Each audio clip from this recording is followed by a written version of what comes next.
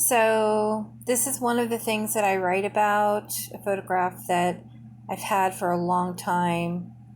It's a gravestone somewhere in the Midwest where my adoptive mother did all of this genealogy about her life. And so finally, she got to go across the country, meet a bunch of cousins, and etc., that she never had met before. So, along the journey across the US, we had to stop by all these graveyards and stand in front of all these tombstones of my adopted mother's genealogy. So, I'm looking at this picture one day, here's my adopters. I'm looking at this picture one day and realizing, oh my Buddha. I'm realizing she got to search her whole life for her genealogy and her heritage and got to meet her bloodline. Yeah, I get cynical and angry about it. Oh yeah, so here's a picture of some of her relatives who, became my instant cousins. There's me sitting on um, the thingy with Mary, my cousin, and then that's my mom standing there in the middle with cousins she had not seen ever or in a long time. Actually, I think that's Eileen McMahon on the left, if I'm not mistaken, who's in many of the pictures when my mother was a little girl. I can see I have a lot of work ahead of me. And then that is Mrs. McMahon, which is Mary Pat and Jim's mom, and their farm in Kansas City, Missouri. Anyways, I think that's my brother and Patrick, and maybe Jimmy's in there somewhere, I'm not sure. And then me and my cousin Mary. Anyways, it's not,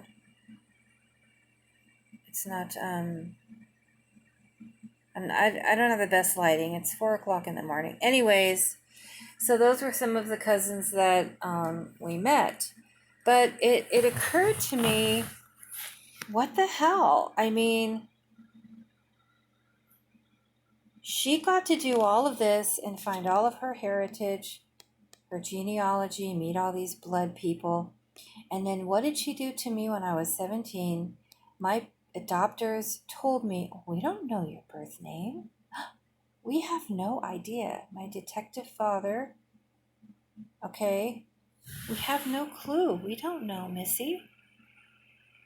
We don't know. I mean, they looked me right in the damn eye and told me, we don't know, Missy. We don't know. So at age 17, I began a 14-year search. I mean, they let me search for 14 years. Do you know how long 14 years is? It's a long time. It's many hours of distraught, of writing letters, of crying, of just being completely distraught, completely depressed, forlorn, whatever all these adjectives are that you want to use. I was completely torn apart. I didn't know who my birth mother was. I was completely torn apart for 14 years. And then I found my birth mother. And then my parents died in the year 2000 and 2002, 14 months apart. And then I realized in their documents that they had my name the whole time.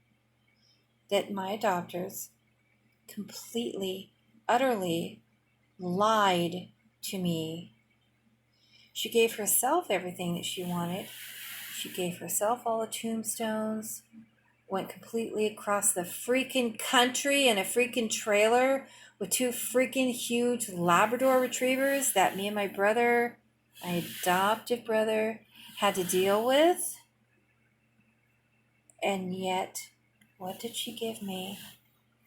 Miss Brat,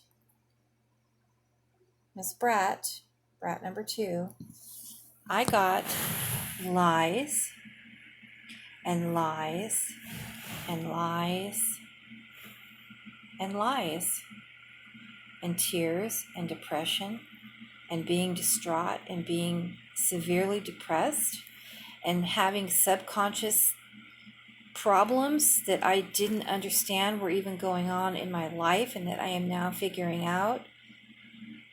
And so, yeah, I have a right to be really angry.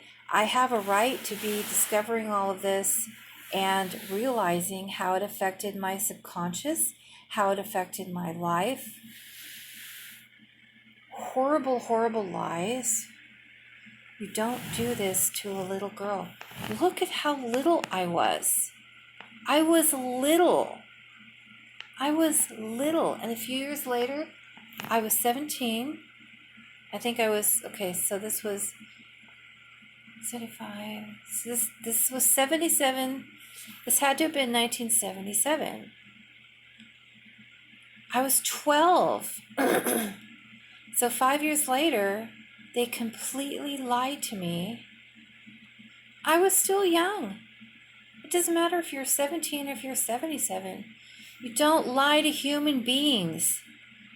Human beings have souls and psyches and hearts and lives and subconsciouses and consciouses and consciousness and spiritualness. And you don't lie. You don't lie to people. So I was pissed when I saw this picture for the 100th time, maybe for the 600th time, and finally realized what this picture meant. I finally realized what had been going on in my subconscious and what had been taken and stolen from me. And you know what? This is nothing except my story, my life, and how our culture today needs to change. Our culture needs to change. You can't be lying to these kids. You can't be lying to us. Can't do that. You're not going to bond with your adopted children if you lie to their faces. You're going to do the opposite. And if you're dead when your adopted children start finding out all of this stuff, your legacy is going to be sheep.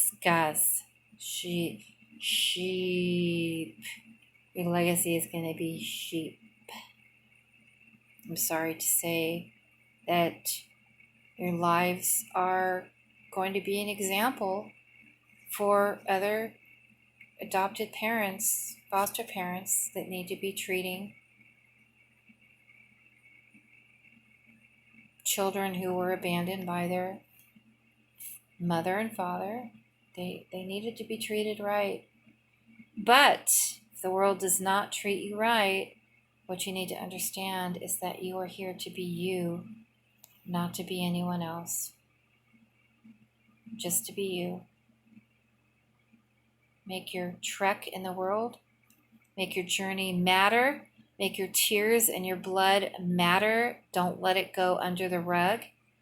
Don't let it go unpublished, because there's other people that need to read your story so that they can get by, just like tons of people rate their writing, their creativity, their art, everything has made all the difference in my life. Finally, I'm able to give, I'm finally able to give. And trust me, I'm giving. I'm telling my story for the world. For the rest of the world, for eternity. All right, I really got to go to bed. We're going on 10 minutes with this video. Take care.